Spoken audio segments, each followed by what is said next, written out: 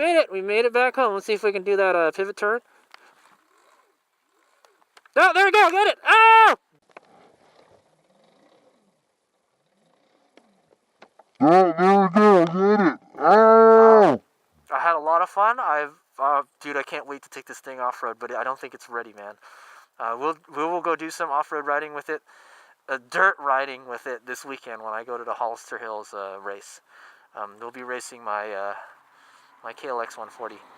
I would like to race this bike, but I seriously think it's not ready, man. One, we need to get better foot pegs. It's good that we have this sprocket, though. I think the sprocket will help. 36 miles an hour top speed off-road. You think that's enough to win a race in the dirt? That's a good question. It's super freaking light, though, man. I tell you this, man. It's probably faster than my KLX 140. Probably. In certain ways, it's faster.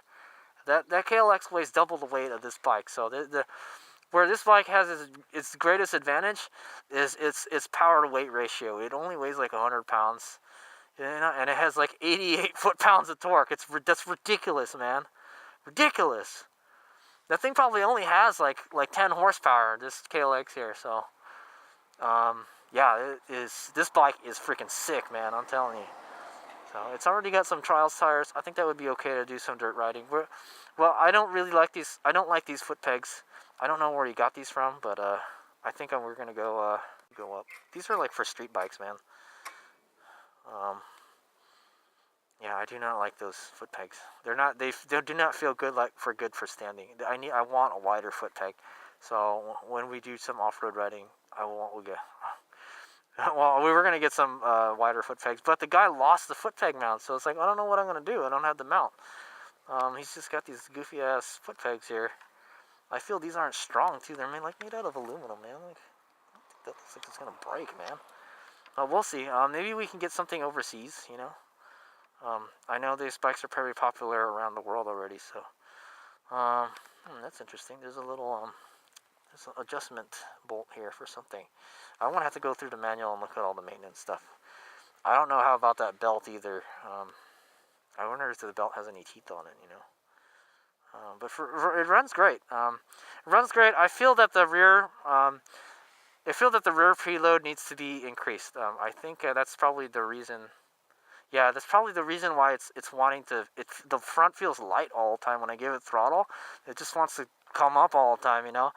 And it doesn't give me confidence when I'm going into a corner and I feel the front start lifting, you know. But the bars help because they're really forward and you're leaning forward. Yeah, so it was a blast to ride. I think it'd be okay to ride it around town if you rode it like a real motorcycle, you know. Like, fuck that 30 miles per hour moped thing, man. This can only go 36. It's only a little bit faster. Like, what are they going to say, you know? Like, hey, you were going such and such miles. Anyway, the speedometer is off a lot. We found that out. It's off by like 5 to almost 10 miles an hour, like 9 miles an hour off. Like, it was saying we're going 50. When I was running it yesterday, and I was like, holy crap, we're going 50 already?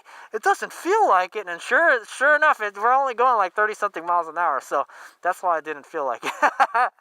I just wonder what it's like to have the smaller sprocket then. That's a good question.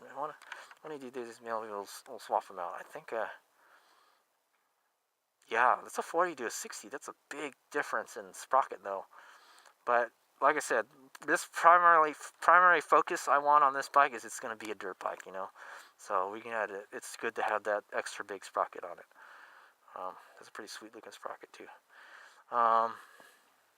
Okay, so let's little ride stats.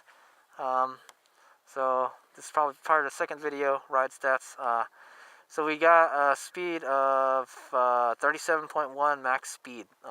I don't know where we did it. We were probably going down a little bit of a slope, you know.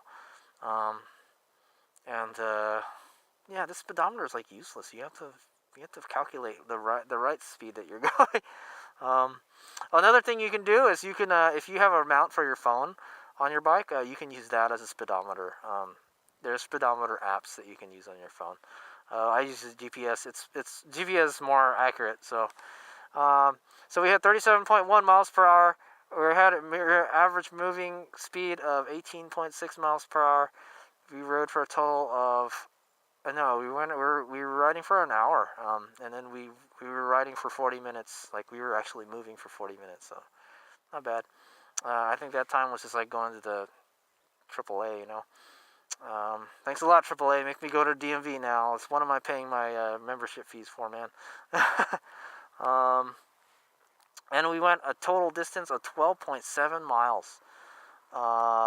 And we had 62% on the charge left, so we were almost half.